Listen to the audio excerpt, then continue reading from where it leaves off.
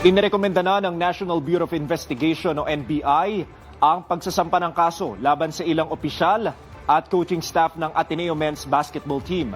Yan ay kaugnay sa pagkamatay ng dalawa nilang student athlete na sina Rene Baterbonia at Divine Adili.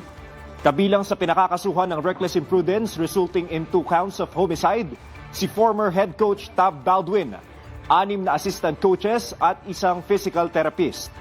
Samantala, inirekomenda naman ang kasong simple negligence resulting in 2 counts of homicide laban sa opisyal ng universidad at mga pamunuan ng resort. Pasado alas 10 ng umaga kanina, nang dumating sa tanggapan ng DOJ ang mga ahente ng NBI, bit-bit ang kahon-kahong dokumento at ebidensya.